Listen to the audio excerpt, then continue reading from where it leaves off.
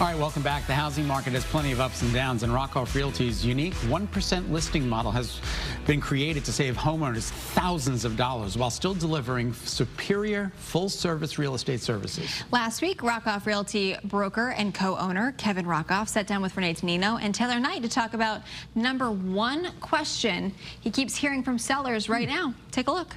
The #1 question you get from home sellers right now is what? The rules, who is paying the buyer broker fee? That's what we get all the time because the rules change. Yeah. So a lot of sellers are like, well, how much do they spend? How much do we dedicate? And when you talk about a home that's $500,000, you're talking about, $12,500. So what I wanted to share with people, and I tell my clients is the rules change that the sellers don't have to determine how much they want to dedicate to. They can make it fully negotiable. Really? Yeah, it's a big, huge change. So now buyers now have to negotiate with their agents how much they want to get paid. Really? This is the same I've thing. never heard about that. Wow. Well, welcome. Thank you. When you look to sell, I mean, that's the big question that people like, because remember, it's been 5 or 6% for decades. That money gets split between the listing agent, which I do 1% versus 2.5 or 3%, and then 2.5 or 3% to the other side. But the seller has been determining what the buyer agent is going to get paid, and that was ruled as illegal, basically. So in 2024, they changed all the rules, so now the buyer's agent negotiates with their buyer, and that gets included in the contract. Okay. So when a seller gets a contract, now you look at it's basically transparent. Exactly transparent, and the buyer's aware of it. So people are saving money and they're getting what they pay for. So it's a really good change. But so the net of it is just sellers focus on your net proceeds. The buyer's agent may get 3.5%, whatever that is. But if you're making more money in your pocket, you're okay with that. So. That's kind of what I wanted. That's the number. The other question I have to say is, what's my home worth, and how fast is it going to sell? Those well, I was going to ask you off air, but that's fine. We can do that now.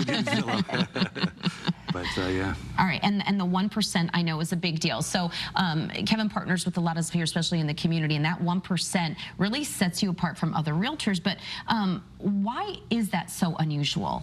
Because there's been a history of literally, it's been 6 to 5% pricing for decades, right?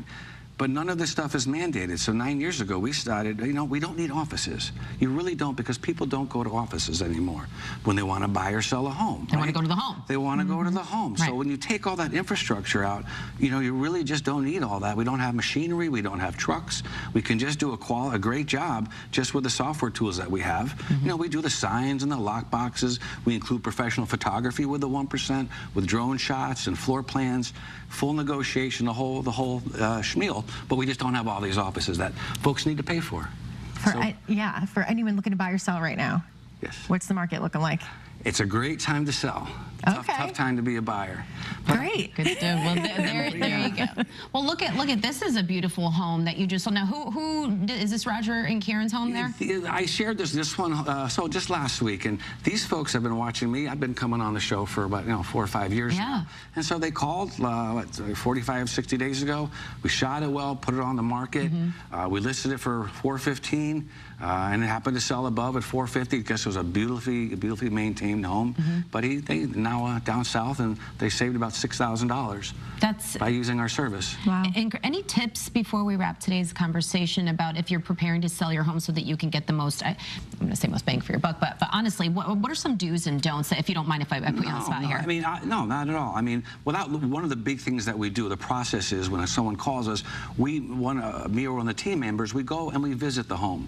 And part of that is to go through it together and say, have you thought about doing this? Do you think about doing this? In general, if you're selling your home and you're not a contractor that's going to do the work for the cost of materials, don't be doing cosmetic updates on your own dime. Get your mechanicals and your structural things solid, and let the buyer pick their colors and do it on their own dime with their own contractor. But clean, bright, clutter-free. Those are the three things in general. And that home in Bristol went above asking. Is that still the trend you're seeing out there? It's a slippery slope to compare how homes do versus ask, because sometimes we strategically price them low. So I don't want to take credit necessarily, because sometimes we miss the mark and we take a price reduction. But it sells. else. Yeah. So it's really a market. And again, it's just that's how we do 1%. It's really the market is made by all these listings online for everyone to see. Okay. I'd like to put my house up for $5.7 million. Do you think I'm over asking? Let me go take a look at it, but yes. All right.